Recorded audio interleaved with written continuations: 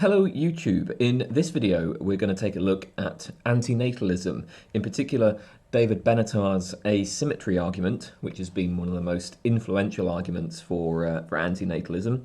I may look at some other arguments in later videos, but that's the one we're going to look at today. So, what is anti-natalism? So anti-natalism is the view that reproduction is wrong. You ought not to have children. You ought not to bring people into existence. Now, there are two versions of this that we can distinguish. First of all, we might hold that reproduction is necessarily wrong. It would be wrong to bring people into existence regardless of what their lives would be like. Second, a more moderate kind of antinatalism would hold that given certain contingent features of our world, reproduction is wrong. But there are possible worlds where it would be permissible to reproduce. So it's wrong for anybody in our world to reproduce, but if things were different, maybe it would be permissible. Benatar's asymmetry argument only aims to establish the second, more moderate form of antinatalism. But of course, this is, although I describe it as moderate, it's still a pretty controversial claim, right? The claim is that reproduction is wrong for everybody in our world. Everybody should stop having kids. Now, before outlining the asymmetry argument, it's important to draw a distinction between a life worth continuing and a life worth starting. So a lot of people might think that antinatalism is kind of a non-starter because, well, there are many lives worth living, and if I have a life worth living, it's not going to make any sense to say that non-existence would have been preferable, right? Like if I have a good life in the sense that it contains more pleasure than pain, surely I'm better off for having come into existence. But Benatar says, well, we have to draw this distinction between a life worth continuing and a life worth starting. Given that my life is going reasonably well, I might judge that my life is worth continuing. Or maybe even if my life isn't going very well, my fear of death might motivate me to think that my life is worth continuing. But the fact that a life is worth continuing does not entail that a life would be worth starting. For example, suppose you develop a serious disease that renders you almost completely paralyzed. This is bad, but perhaps your life would still be worth continuing. It might not, you might think, hey, there's still enough good that I want to carry on living. But many people would think that, if you're considering whether to have a child, and you have a heritable disease that will render that child completely paralyzed, it would be better not to bring that child into existence. So, this serious disease, it might be that your life is still worth continuing, but it would render a life bad enough that it wouldn't be worth starting. I mean, the point here, I suppose, is really quite straightforward. Once a person exists, they will probably have an interest in continuing to exist. They'll probably have a desire to continue to exist, or they might commit themselves to projects, the completion of which requires that they continue existing. So even if their life is bad in many ways, their interest in continuing to exist may outweigh this. By contrast, it makes no sense to say that the non-existent have an interest in coming into existence, right? They don't exist, so they don't have any interest at all. I currently exist, and maybe I have a fear of death. So that's one reason why my life is worth continuing. But the people who don't exist, they don't have a fear of non-existence. They don't have a fear of anything. So we can't say that there's some interest in coming into existence that outweighs the bad things that will occur in life. All right, so with that said then, the asymmetry argument aims to show that no lives are worth starting. It's not aiming to show that no lives are worth continuing. And this is important because most antinatalists do not argue for pro-mortalism. They're not arguing that it would be better to end one's existence. It's better for nobody to come into existence in the first place, but once you exist, it might well be better for you to continue existing. So now that we've clarified that, let's take a look at the asymmetry argument. So when we ask this question, right, is it good to come into existence? I suppose it's natural to look at it like this. You might say, well, of course coming into existence involves various harms, there are various bad things in life, but there are plenty of good things as well. And for the average life, we can expect that the good will outweigh the bad, which means that coming into existence is worth it. But what the asymmetry argument is going to try to show is that coming into existence, although existence will involve good things, coming into existence has no advantage over non-existence. Coming into existence has no benefits for the person brought into existence. But coming into existence does involve a number of harms. So coming into existence is a harm where this harm is not outweighed by any benefits. So we can put it this way. If a life contains any bad whatsoever, even the slightest amount of suffering, then coming into existence is going to be a harm, all things considered, no matter how good the life is otherwise. So consider a life that is 100,000 years of bliss and then 1 second of a pinprick on the arm. If the asymmetry argument is right, this person would be harmed by being brought into existence. Of course, our actual lives are considerably worse than this. But I make this point because the asymmetry argument is not an argument for general pessimism, right? Like, even if life is mostly good, if the asymmetry argument is right, it would still be wrong to bring people into existence. And the reason for this is an asymmetry between pleasure and pain. So here's how Benatar states the asymmetry, right? We have these 4 different kind of states, right? So he says, the presence of pain is bad. The presence of pleasure is good. Okay, so far that makes sense. But then consider, the absence of pain is good, even if that good is not enjoyed by anyone.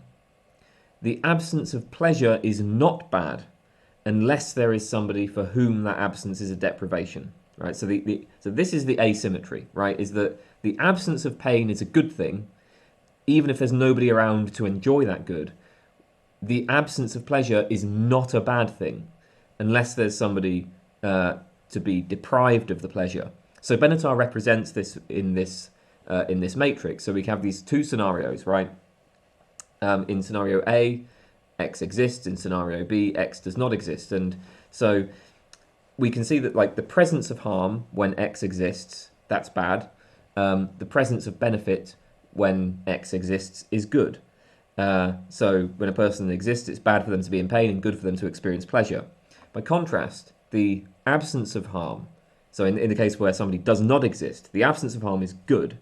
The absence of benefit is not bad. So the absence of harm is good, even though there's nobody to enjoy that absence.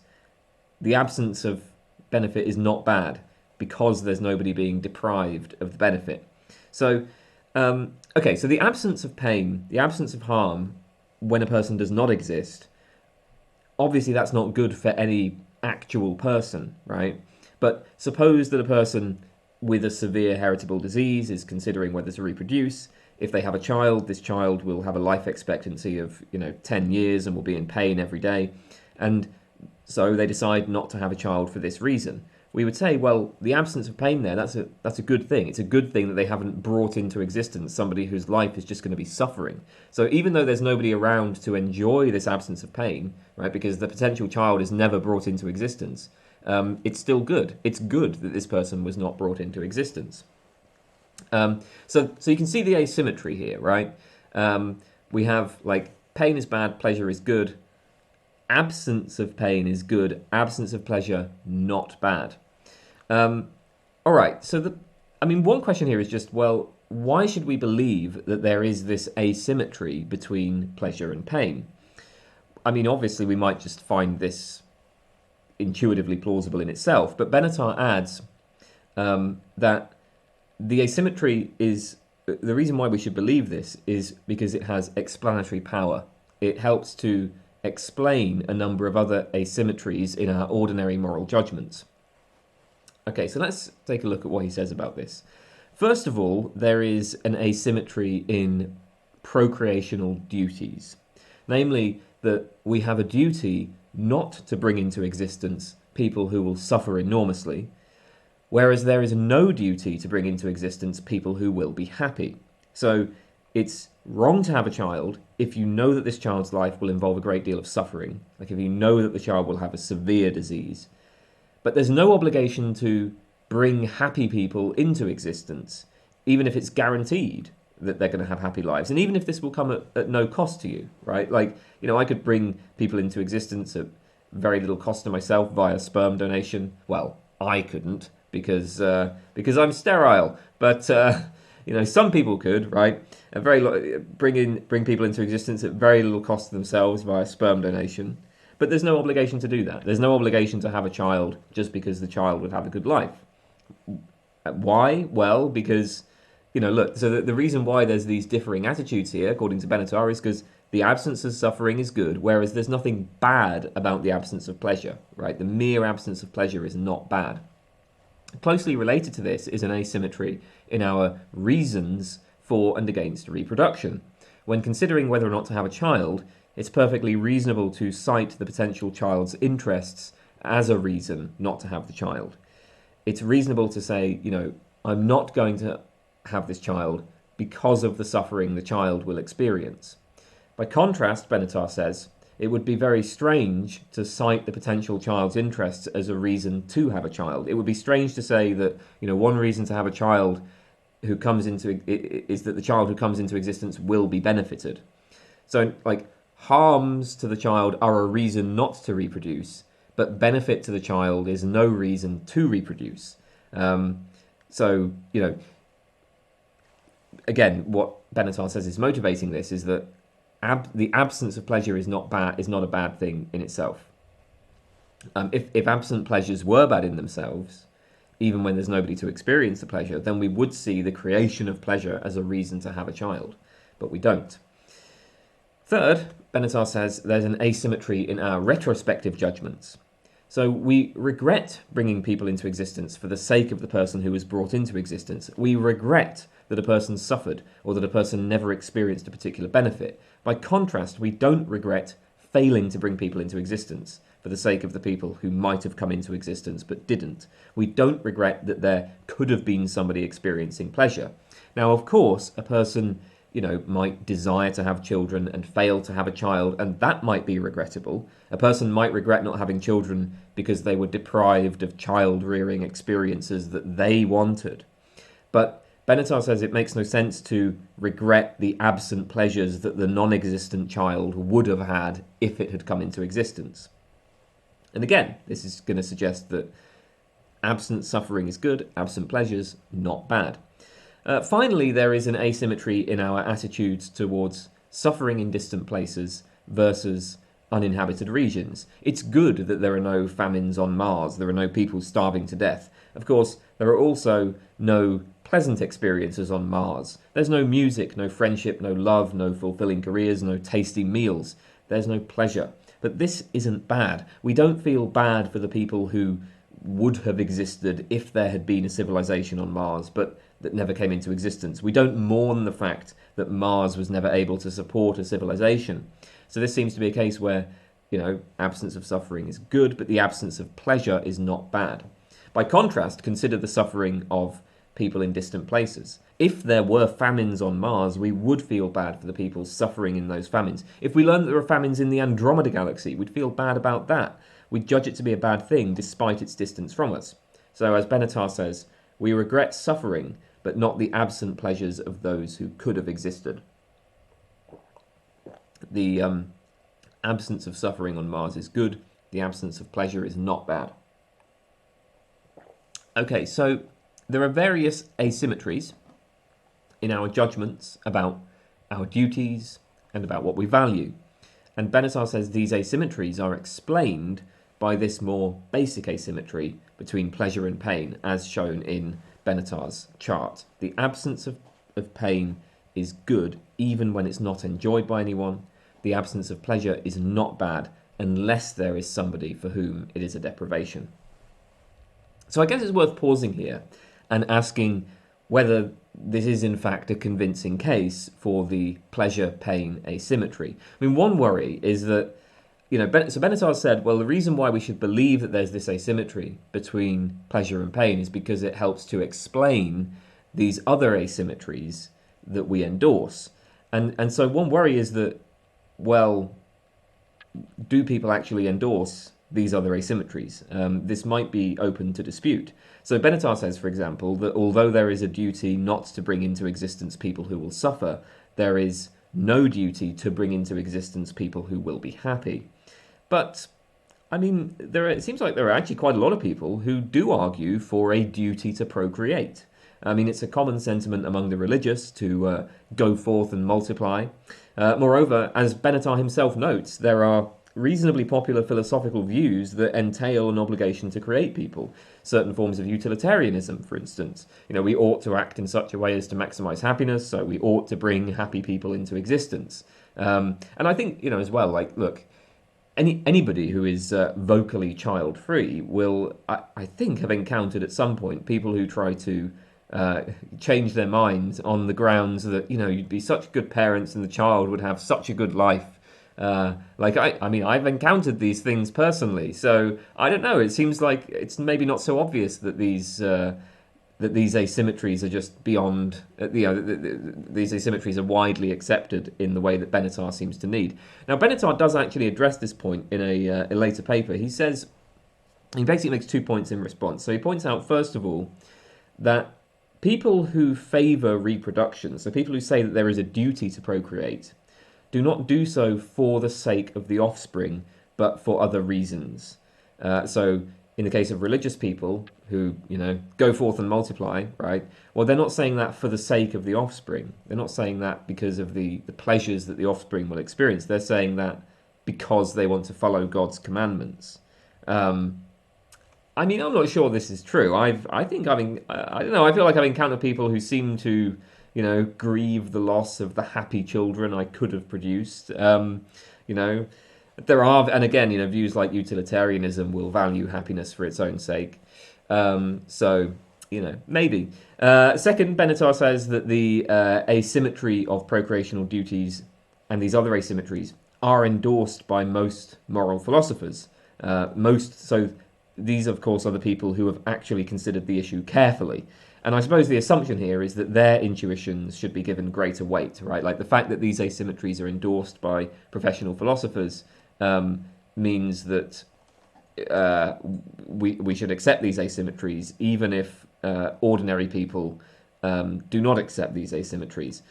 I do wonder, though, how probative this point is. After all, at this point, we are basically appealing to intuitions. It's not entirely clear to me that the intuitions of moral philosophers deserve greater weight. So philosophers are better at constructing arguments, they're better at identifying inconsistencies. It's not obvious that their intuitions are more reliable. This might be a point where we push back against Benatar's argument. But let's assume that Benatar is right, that there is indeed this asymmetry between pleasure and pain. How exactly does this show that coming into existence is always a harm? Well, let's take another look at Benatar's little matrix. So the idea is this. If we compare states 1 and state 3, so we're looking at the presence of harm given that x exists, and then the absence of harm given that x never exists, right? So we compare state 1 and state 3. Well, we can see here that non-existence is clearly preferable to existence. When a person exists and experiences pain, that's bad, but when there's just an absence of pain, right, given non-existence, that's good. So in this case, non-existence has an advantage over existence. Fair enough. Now we look at state 2 and state 4, the presence of some benefit when the person exists, the absence of benefit when nobody exists.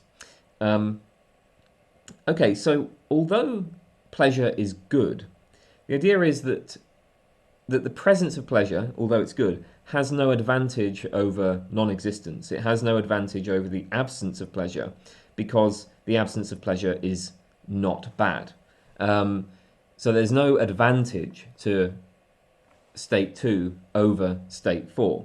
So basically, non-existence has an advantage over existence because the absence of pain is good, presence of pain is bad. So non-existence is better in that respect.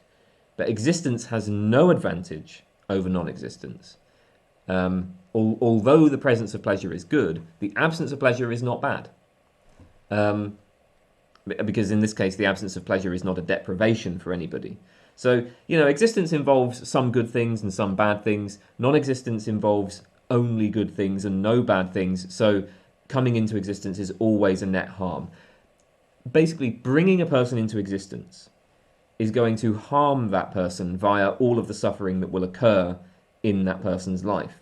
But bringing a person into existence does not benefit that person via the pleasures that will occur in her life.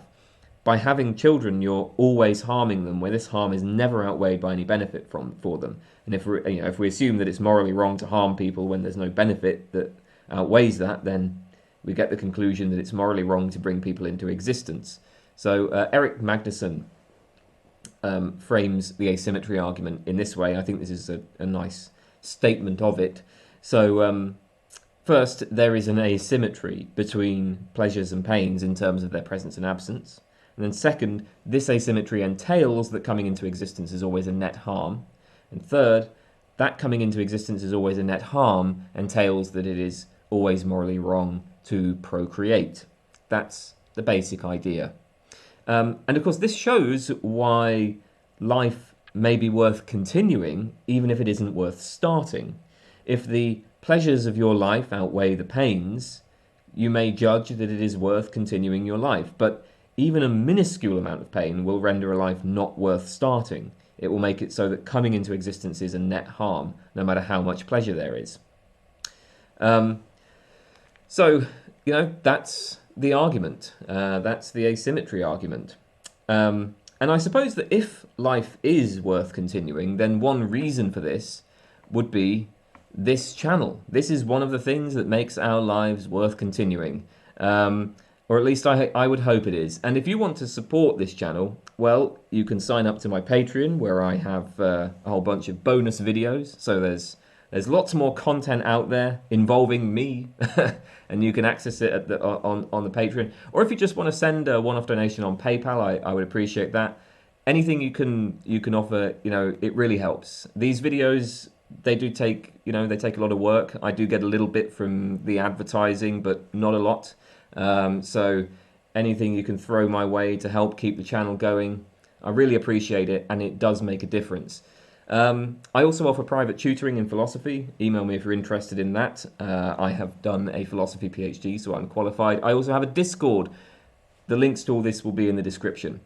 With all of that said, let's move on and let's turn to some objections to the asymmetry argument. Okay, objections to the asymmetry argument. Right. Well, here's an immediate worry. As I explained, Benatar's argument rests on the claim that state number 2, so this is where X exists and there's the presence of benefit, has no advantage over state number 4, which is where X never exists and there's the absence of benefit. And so, okay, the idea being the absence of benefit is not worse. It's not bad. It's not bad unless there's somebody for whom it's a deprivation. But we might think, well, this is very strange, right? Surely 2 is better than 4 because pleasure is positively good, whereas the absence of pleasure is merely neutral. Right? Surely it's better for there to be good things than for there to be things that are merely not bad. And if this is right, then although there are no harms caused by non-existence, and although bringing a person into existence will involve harms, those harms might be outweighed by the goods of the pleasures that the person will experience, which is actually, I think, the sort of common sense way of thinking about this as well, right? Like the kind of intuitive way of thinking about it is, okay, yeah, there's harms involved in existence, but those harms are outweighed by the pleasures. Well, okay, so so the thought is, well, even if you endorse the asymmetry between pleasure and pain, it's still the case that state number 2 is better than state number 4, that actually existence does have an advantage over non-existence. I mean, suppose one way to think about this is to assign some random numbers. Let's assign some numbers to these different states, right? So suppose we assign the following values to each of the states. This is just a possible life for the purposes of illustration. I'm not saying that this is anything like what actual lives are like. But in this case, the value of the benefit, the value of the presence of benefit is great enough that scenario A has higher utility than scenario B. Yes, scenario A involves harms, and there are no harms in scenario B, but the benefits are so great that it looks like scenario A, the harms are outweighed. So I have to say, I find Benatar does respond to this objection. I find his response a little puzzling, a little bit difficult to make sense of. So he objects that this way of assessing things rests on the mistake of treating the absence of pleasure in scenario B as if it were like the absence of pleasure in scenario A. So he says it rests on the mistake of treating the absence of pleasure in the scenario where nobody exists as if it were like the absence of pleasure in the scenario where somebody does exist. So I exist and I can experience states of pleasure and pain. Sometimes I might have no pleasures and no pains, and then we can reasonably describe me as being in a neutral state. And indeed, it would be better for me if I were experiencing pleasure than if I were in a neutral state. For an existing person, the absence of pleasure is a deprivation. It's better to have pleasure than to be in a neutral state. But obviously, in that case, we're assessing pleasure for an existing person. Now, if we look at scenario B, by contrast, where X does not exist, we can't say that absent pleasure is a neutral state. They're not in any kind of state at all. There's nobody for whom these absent pleasures are a deprivation. So I guess the idea would be that, well, scenario like 4 here, or state number 4, it's not neutral. It doesn't have a neutral value. It just sort of lacks value. So no comparison can be made between 2 and 4. You can't say that 2 is better than 4. An absent pleasure that deprives a person is bad in the sense that it makes things worse for that person. An absent pleasure that deprives a person is worse than the presence of pleasure. By contrast, an absent pleasure that does not deprive, as in scenario B, is not bad. That is to say, it does not make anything worse. An absent pleasure that does not deprive anybody of anything is not worse than the presence of pleasure. That's what Benatar thinks is established by the case for asymmetry. So when we say that the absent pleasure is not bad, we should read that as meaning not worse. So 2 has no advantage over 4. But I'm not really sure why we should grant Benatar that point. I mean, we must be able to assess the value of state 4 in some sense in order to say that it's no worse off than state 2. But if we can do that, I see no problem in principle with assessing that, well, 2 is just straightforwardly better than 4. Benatar does also give the following analogy. So he says, well, consider 2 people, sick and healthy. So sick has frequent bouts of illness, but she also has the capacity to recover quickly. Healthy, by contrast, never gets ill, but also has no capacity to recover from illness. So now consider this matrix, right? We would say state number 1 is that the presence of sickness is bad. State number 2 is that the presence of a capacity for a quick recovery is good.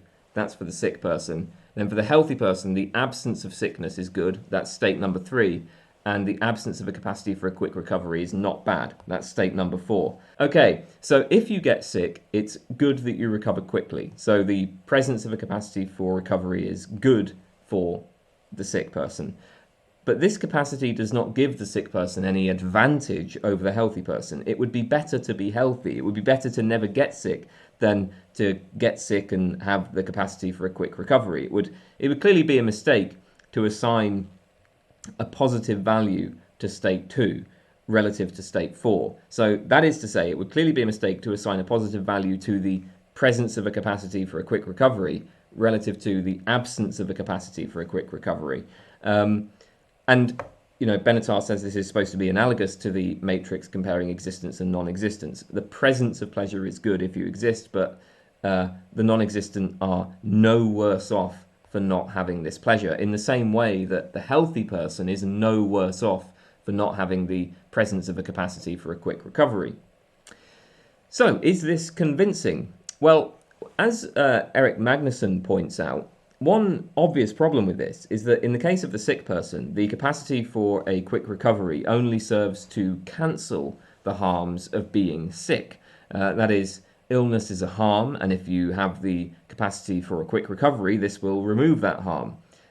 But the capacity for recovery is not good in itself. It's good instrumentally as a means of removing the harm of illness. But this isn't how we usually think of pleasure and pain, right? Pleasure isn't something that merely removes pain. Pleasure is positively valuable. Pleasure is good in itself. Pleasure has a distinct phenomenological character. You know, when we experience pleasure, we don't just move to a state, we don't just like move from pain to a state without pain. We may move from a state without pain, we may move from a neutral state into a distinct state that has its own desirable features, right? There's a difference between just being without pain and being in a state of pleasure. And so in that case, you know, we might say, well, we should assign greater value to pleasure, actually. And again, you know, that will lead to scenario A having perhaps greater value than scenario B. Now, of course, whether pleasure in life is in fact good enough to outweigh the harms is a separate question.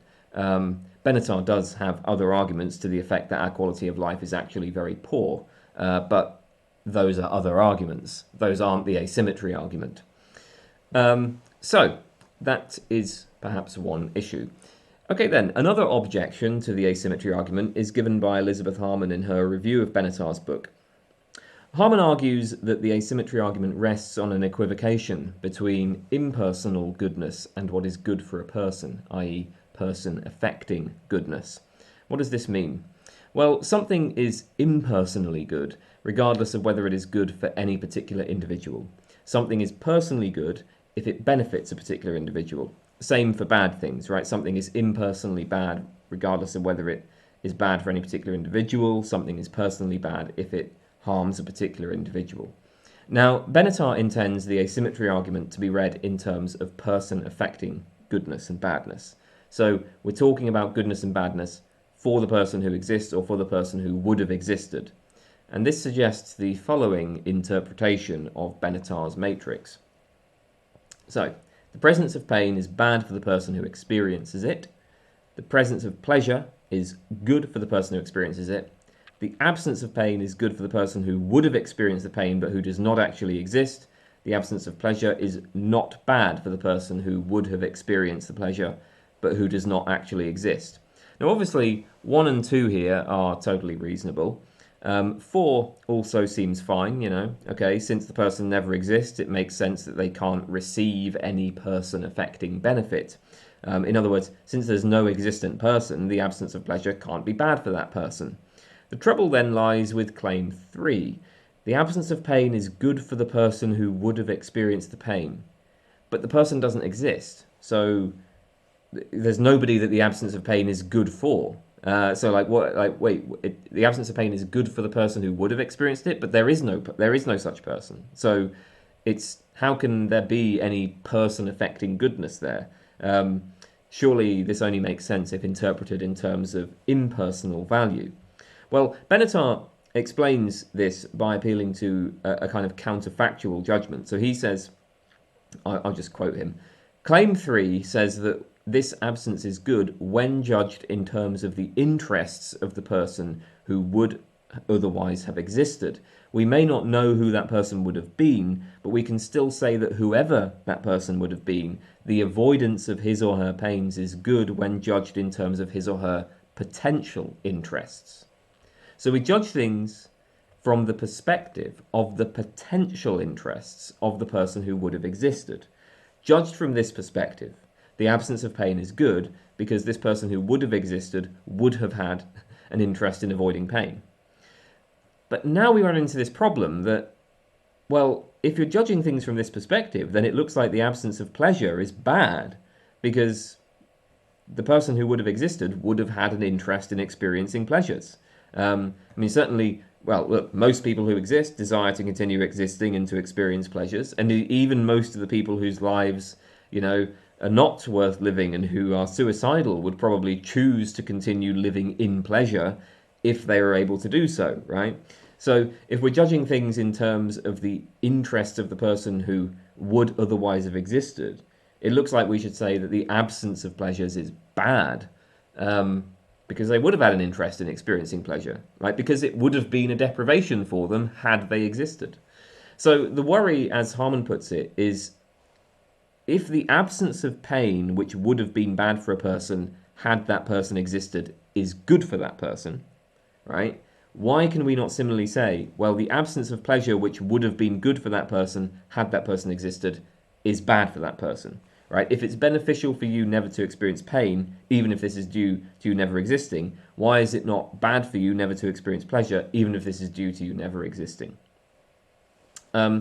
So once we sort of make it clear that we're dealing with person affecting goodness, the worry is that it becomes a bit tricky to say how we're supposed to interpret, in particular, claims 3 and 4. So this is perhaps an issue. Now we might think, well, okay, why don't we interpret 3 and 4 in terms of impersonal goodness? I mean, this is a natural way of reading them, right? So the absence of pain is impersonally good. There's no particular individual who experiences the absence of pain. It's hard to see how it could be good for a particular individual.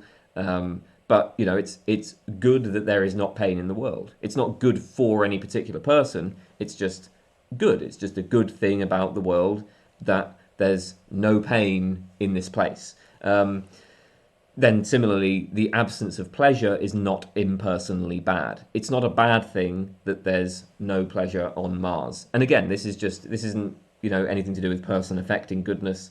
This is just a sort of claim about the value of the world. The problem with this way of framing it is that it blocks the conclusion that never existing is better for the person who would have come into existence but did not. I mean, it would be rather odd to compare state 1 with state 3 and state 2 with state 4 in the way that Benatar does, because this would then become a comparison between different things, personal value and impersonal value. If we're asking whether it harms a person to come into existence, we need to look at what is better or worse for that person, not at what is impersonally better or worse. Right, let's consider another objection. Suppose we accept that coming into existence is always a net harm, that coming into existence is worse than never having existed. Well, we can only conclude that it's wrong to bring people into existence if we also assume that it's wrong to make a person worse off. But is that right? So there are cases that might challenge this. Parents often act in ways that make their children comparatively worse off, where there is no benefit to the child, but we don't necessarily judge that this is morally wrong. For example, suppose that a parent wishes to go to a music concert. There's nobody available to babysit, so the child will have to accompany them. The child has no interest in the concert and there will be no future benefit. The child isn't going to learn anything that might be useful in the future. You know, they're not going to pick up any useful skills or anything like that. For the child, this is just going to be a boring and frustrating experience, and it's for nothing, at least from their point of view. Is it wrong for the parent to insist that the child accompanies them? Well, I imagine most people would say no, right? You know, sometimes you have to do things you don't like. It's not a big deal. Yes, the parent is making the child suffer, and there's no benefit to the child that outweighs this suffering. There's no benefit to the child at all, but it's not morally wrong. So you might similarly say, well, even if it's better never to have been, it doesn't follow that it's wrong for you to be brought into existence. Indeed, Benatar himself actually grants this. So Benatar points out that, you know, one kind of snag, as it were, in the argument is it might be that the harm done to the person coming into existence is outweighed by the benefits that they bring to people who already exist.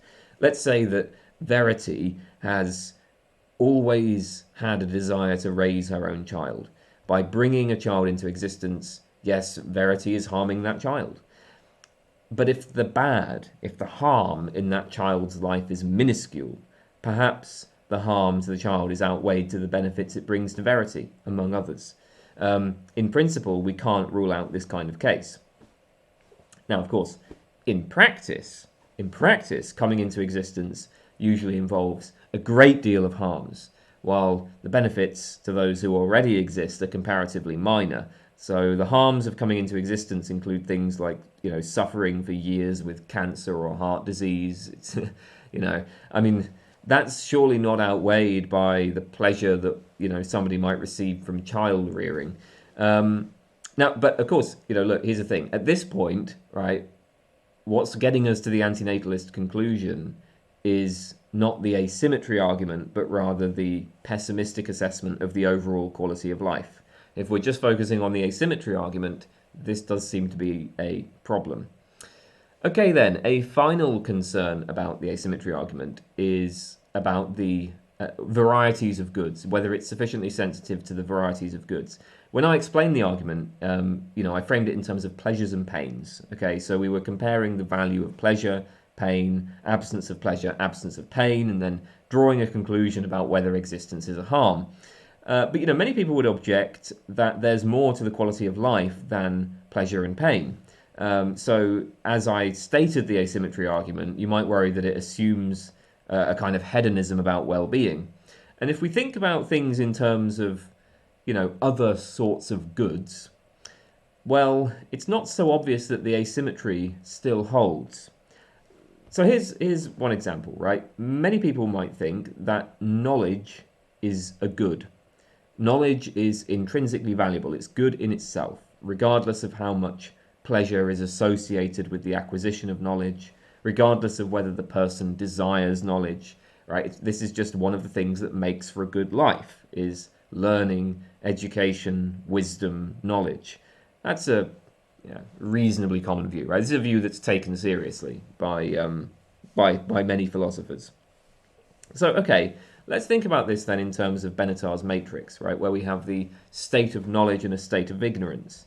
So would we say this? 1, the presence of ignorance is bad. 2, the presence of knowledge is good.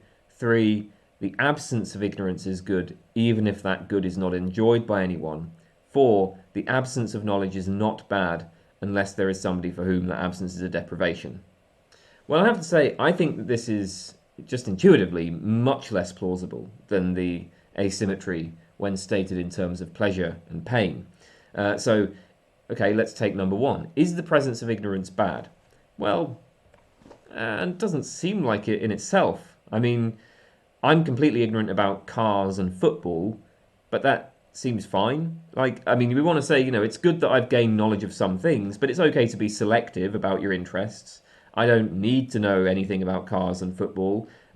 Ignorance maybe is bad specifically in those cases where I've made it a project to learn about something. So, ignorance of philosophy is bad for me specifically, but just in general, the fact that I'm in a state of ignorance about various things doesn't seem to be bad.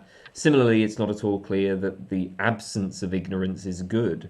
There's nobody on Mars who is in a state of ignorance. Okay? That strikes me as neither good nor bad. That strikes me as just not mattering one way or the other. It's good that there's no suffering on Mars, fair enough. Is it good that there's, but assessing, okay, is it good that there's nobody on Mars who is ignorant of philosophy? That's less obvious. So I guess the worry would be this. When we assess the value of bringing somebody into existence, we have to consider more than just pleasure and pain. There's more to well-being than pleasure and pain. But when we consider these other goods, we might think, okay, it's more questionable whether the asymmetry holds. Existence has no advantage over non-existence with respect to pleasure and pain, but perhaps existence does have an advantage over non-existence with respect to other goods. So this would be something that would be, worth exploring. I think that that's all I have to say for now. In fact, I know that that's all I have to say for now because I've come to the end of the script that I wrote. So I'm going to leave it there, and I hope you found that enjoyable. I will see you in the next video, whenever that is. Thanks for watching, everybody. Goodbye.